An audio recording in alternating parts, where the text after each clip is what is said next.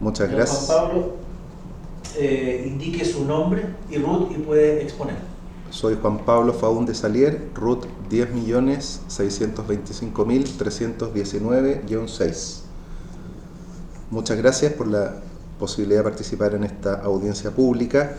Vengo en representación del programa de Ciencias para la Familia de la Pontificia Universidad Católica de Valparaíso. Yo soy académico de esta universidad y también de la Pontificia Universidad Católica de Chile. Dirijo el programa de Ciencias para la Familia y en esta ocasión hablo en términos personales como director del programa y además como presidente de su comité ejecutivo, para referirme al tema familia y bien común, que ha sido tratado especialmente en el artículo 3 del anteproyecto. Comienzo con una introducción. La familia es una de las realidades esenciales que fundamenta y articula la existencia humana, entendida como célula básica de la sociedad. Es el ámbito de las interrelaciones afectivas más propicio para una formación íntegra de la persona. Se trata de una sociedad natural, primaria, que permite desarrollar las capacidades humanas en las diversas dimensiones que envuelven el entramado ético de vinculaciones axiológicas, o sea, de valores y virtuosas que conforman el ser humano. Como se ha entendido también, la familia es el lugar primario de humanización de la persona y de la sociedad, cuna de la vida y del amor. Esta institución es la primera estructura fundamental que propiciamos lo que llamaríamos también una ecología humana, lugar de transmisión de los valores que conforman la organización interpersonal desde su primer entorno. Por ello, desde la primera responsabilidad que por naturaleza asumen los padres de familia, no hay mejor manera de constituir la comunidad social y política que reconocer la posición basal, o sea, de base de la familia, que orienta el modo como las demás sociedades intermedias y el Estado han de subordinarse al servicio de la primera. En ello reside la importancia y la urgencia por atender a la familia en la situación actual que vive nuestra sociedad. Si se perciben diversos síntomas de una comunidad humana que va enfrentando un entramado complejo en distintos escenarios, lo vimos recientemente en cuanto al rol de soporte que significó la familia en contextos de pandemia, la familia entonces es la instancia de soporte de la consolidación social o de su definitivo derrumbe, dada su participación como cuerpo intermedio basal de la comunidad civil. Habiendo planteado esta introducción, paso a algunos considerandos antes de hacer la propuesta de la modificación del artículo 3. Paso a describir, por lo tanto, un primer considerando de la propuesta que traemos a esta audiencia pública. No podemos pasar del individuo al Estado. No existe el individuo sino porque hay un padre y una madre que lo generan. Aunque hoy, intentando confrontar esta realidad objetiva, se puede hablar de progenitores indiferenciados. Pese a esta propuesta lingüística, el ser humano siempre e inevitablemente surgirá desde un gameto masculino y uno femenino, aun en los casos de fertilización in vitro, maternidad subrogada o cualquier procedimiento que pretenda ser procreativo.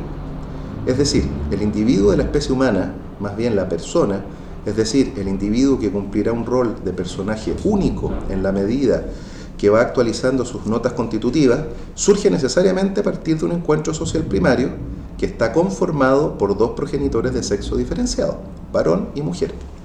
No hacerse cargo de este dato antropológico primario por una primera generación como la nuestra, en miles de años de historia de la humanidad, implica el cuidado por proyectar los impactos de decisiones que pretenden desconocer la obligación de dejar una cuantiosa hipoteca a escala humana. Segundo considerando, ningún ser humano nace adulto, sino intencionalmente inmaduro y necesitado de tiempo y entorno para desarrollarse desde su incipiente condición embrional. Los seres humanos tenemos en este sentido una condición de ser seres prematuros. A diferencia de otras especies, nacemos antes de que seamos capaces autónomamente de desplazarnos de un lugar a otro, de poder realizar funciones básicas como la alimentación o acercarnos a aquel que nos va a otorgar alimentación, etc. Ha de ir actualizando progresivamente tanto su corporalidad como su espiritualidad.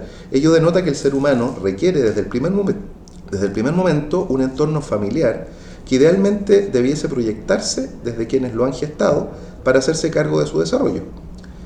El ser humano, recién nacido, no es un potrillo que se conecte por sí mismo a los pocos segundos de haber nacido en las ubres de la progenitora, ni es un chimpancé que se abraza con cuello rígido en la espalda de su progenitora para saltar por los árboles, sino que requiere ser acunado, guiado, cuidado e introducido progresivamente de manera humana en una cultura.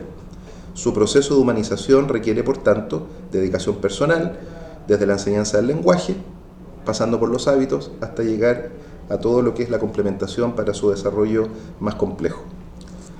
Tercer considerando, la principal causa de los problemas éticos sociales de hoy es que la sociedad ha pospuesto, por el sistema de relaciones que ha generado, la educación en la estimativa de los valores que nos llevan a una adecuada socialización.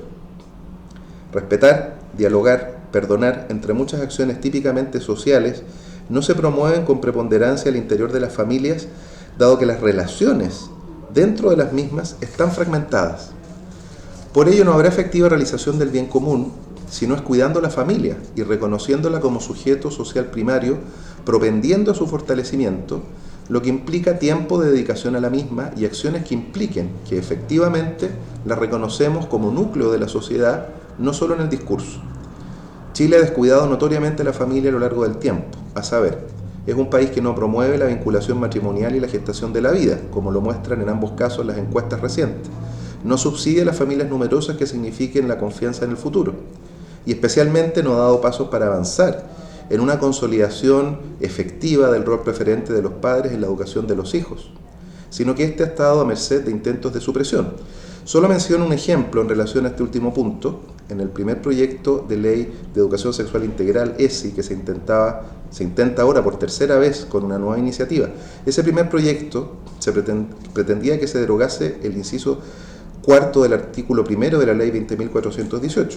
La derogación del artículo mencionado planteaba eliminar la norma que dice y resguarda el derecho y deber preferente, comillas, sin perjuicio de lo anterior, los establecimientos educacionales reconocidos por el Estado deberán incluir dentro del ciclo de enseñanza media un programa de educación sexual, el cual, según sus principios y valores, incluya contenidos que propendan a una sexualidad responsable e informe de manera completa sobre los diversos métodos anticonceptivos existentes y autorizados, de acuerdo al proyecto educativo, convicciones y creencias que adopte e imparta cada establecimiento educacional en conjunto con los centros de padres y apoderados. Hasta ahí la cita.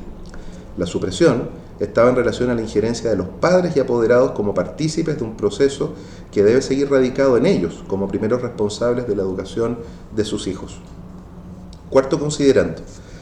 Por ello es necesario promover una política pública que se proyecte desde el articulado de la Constitución, respetando la dimensión originaria de la familia, como primer cuerpo intermedio de la sociedad, sin querer imponer una injerencia del Estado, sustituyendo aquella. Una auténtica política pública pro familia es la que se orienta efectivamente, reconociendo la primera en su autonomía como el sujeto cultural primario que por naturaleza es anterior al Estado, como mencionábamos en el primer considerando. Una primera instancia articuladora del bien común y no de fines meramente privados de carácter minoritario, considerando que el bien común es el conjunto de condiciones que permiten una mayor realización espiritual y material posible de los miembros de la sociedad. Quinto y último considerando, potenciando la familia, potenciamos nuestra identidad nacional, que parece ser tan necesaria como se evidencia actualmente en nuestro país. La familia es la que permite la íntima memoria histórica y nos proyecta con adecuada orientación hacia el mañana, sostenida en la recepción espontánea del pasado que ella administra de modo evidente, trayendo leyendas intrafamiliares al hoy, recordando integrantes olvidados, reafirmando la voluntad de los antepasados para superar momentos de crisis, explicando desde dónde y hacia dónde se abren los proyectos familiares, dando cuenta del sentido de las vocaciones que van descubriendo los hijos al interior de esta primera comunidad de personas, etc.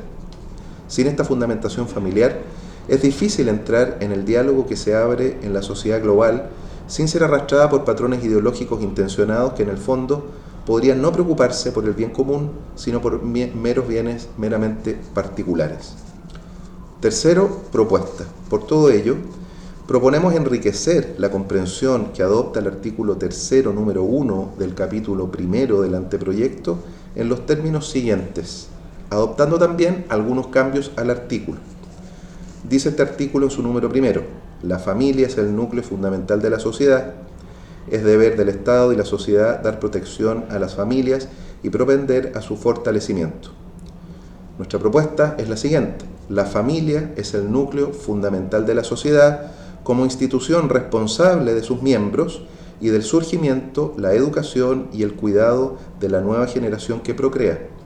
El Estado ha de promover y fortalecer el derecho y deber preferente del padre y la madre y de quienes lo subsidien, para concretar aquellas tareas humanas al servicio del bien común, propendiendo especialmente al fortalecimiento espiritual y material familiar. Conclusión. Como ocurre con las realidades que valen por sí mismas, la familia es y sigue siendo lo que es aún sin requerir mayores pronunciamientos normativos, aunque lo dicho no justifica un desmantelamiento o precarización de disposiciones jurídicas en torno a la institución. Ello porque la familia se reconoce connaturalmente como aquel espacio último al que todos los seres humanos acudimos, aún en su carencia, por medio de los anhelos de familia, en momentos de crisis o de satisfacción, para compartir episodios íntimos y para proyectar nuestra vida, siendo aquel remanso el que calienta desde el hogar, del término hoguera, en torno a la que los primeros humanos contaban sus historias y hazañas de los antepasados. A todos a quienes por los vínculos que los unen se identifican con aquel espacio vivo de intercambio y contención. La familia, en su nicho cultural primario, que es el hogar, actúa entonces como la primera academia de vida y escuela del más rico humanismo. Aquí se aprende el fundamento de la acción social que da fruto trascendente, paciencia y gozo en el trabajo, el amor fraterno, el perdón generoso, incluso reiterado. Por ello, potenciar y afianzar a la familia como sujeto social o cultural primario constituye la viga maestra de la sociedad. Muchas gracias por la oportunidad de haber contado con esta audiencia.